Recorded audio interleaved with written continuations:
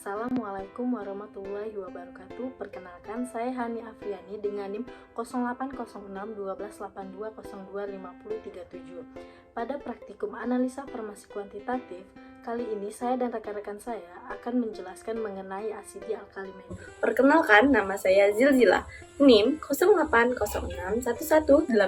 08111182025003. Baiklah, di sini saya akan menjelaskan tentang pengertian titrasi. Titrasi merupakan salah satu teknik analisis kimia kualitatif yang dipergunakan untuk menentukan konsentrasi suatu larutan tertentu, di mana penentunya menggunakan suatu larutan standar yang sudah diketahui konsentrasinya. Secara tepat, pengukuran volume titrasi memegang peranan yang amat penting, sehingga ada kalanya sampai saat ini banyak orang yang menyebut titrasi dengan nama analisis volumetri.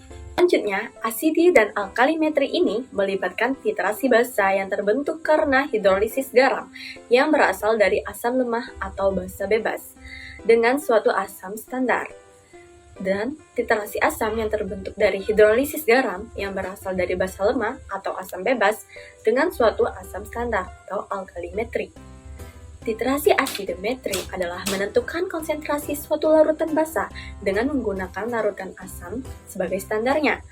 Sebaliknya, alkalimetri adalah penentuan konsentrasi suatu larutan asam dengan menggunakan larutan basa sebagai standarnya. Prinsip percobaan pada praktikum kali ini yaitu dengan reaksi netralisasi. Reaksi yang didasarkan pada netralisasi proton atau asam dan oleh ion hidroksil atau basa. Atau sebaliknya, asam kuat dan basa kuat terdisosiasi lengkap dalam larutan air, jadi pH pada berbagai titik selama titrasi dapat dihitung langsung dari kuantitas stoikiometri asam dan basa yang bereaksi.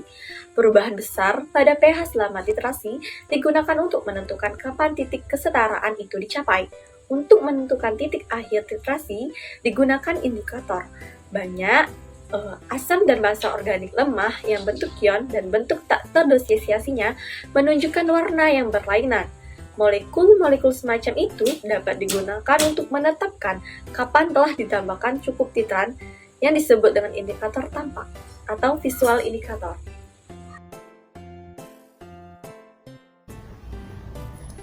Macam-macam titrasi asida alkalimetri, diantaranya itu terdapat titrasi asam kuat dengan basa kuat, titrasi basa kuat dengan asam lemah, titrasi basa kuat dengan asam kuat, titrasi asam kuat dengan basa lemah, titrasi basa lemah dengan asam kuat, dan titrasi asam lemah dengan basa kuat.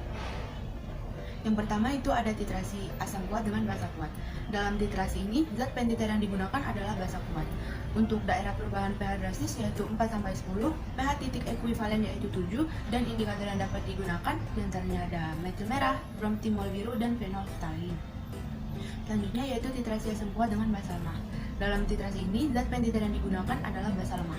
Untuk daerah perubahan pH drastis yaitu 4-7 dan pH titik ekuivalen yaitu 5-6. Dan indikator yang dapat digunakan dalam titrasi ini ada metil merah. Selanjutnya adalah titrasi basa kuat dengan asam lemah. Dalam titrasi ini, zat pentiter yang digunakan adalah asam lemah. Untuk daerah perubahan pH drastisnya yaitu 7-10.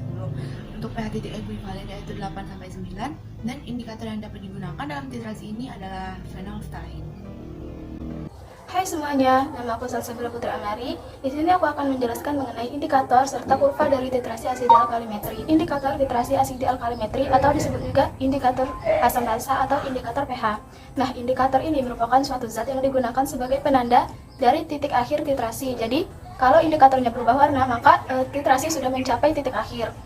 Prinsip kerja dari indikator yaitu akan mengalami perubahan warna saat perubahan pH larutan terjadi, misalnya dari asam ke basa, dan contoh perubahan warnanya itu misalnya dari jernih ke merah muda. Nah, contoh dari indikator ini adalah fenolftalein. Fenolftalein merupakan suatu zat yang asam atau netral, akan berwarna jernih, dan pada pH basa dia akan berwarna merah muda atau merah. Nah, rentang perubahan pH dari fenolftalein ini antara 8,3 sampai 10. Jadi, saat pH asam atau netral, maka fenolftalein akan berwarna jernih, dan pada proses titrasi, pH akan berubah basa sehingga fenolftalein akan berubah menjadi warna merah muda atau kemerahan. Nah, semakin basa larutannya, maka fenolftalein ini akan berubah semakin merah. Contoh lainnya selain fenolftalein yaitu indikator metil merah, metil jingga, metil biru, bromtimol biru, dan lain sebagainya. Selanjutnya yaitu kurva titrasi. Kurva titrasi menyatakan perubahan pH terhadap penambahan titran. Nah, kurva titrasi ini memuat dua titik dalam titrasi, yaitu titik akhir dan titik ekivalen. Titik ekivalen merupakan titik di mana saat asam dan basa tepat habis bereaksi dalam proses titrasi, sehingga molnya seimbang. Kemudian titik akhir yaitu suatu titik yang menyatakan kondisi di mana terjadinya perubahan suasana pH yang ditandai dengan perubahan warna indikator pada larutan titrasi.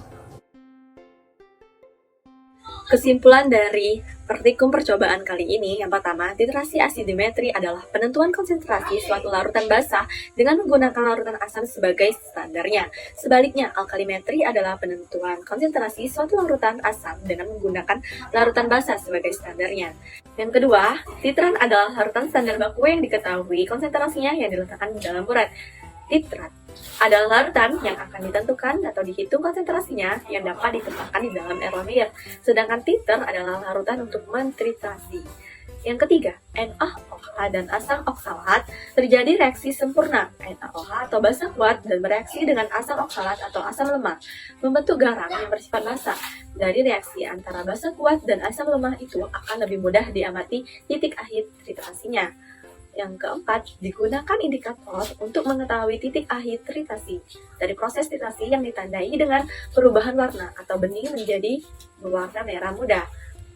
Indikator yang digunakan seperti fenolphthalein dan metil merah. Yang kelima, larutan standar primer adalah larutan yang mengandung senyawa kimia yang stabil yang tersedia dalam kemurnian tinggi dan dapat digunakan untuk standarisasi larutan standar yang digunakan dalam titrasi. Contoh larutan standar primer yang digunakan yaitu boraks dan asam oksalat. Thank you for watching and see you in the next video.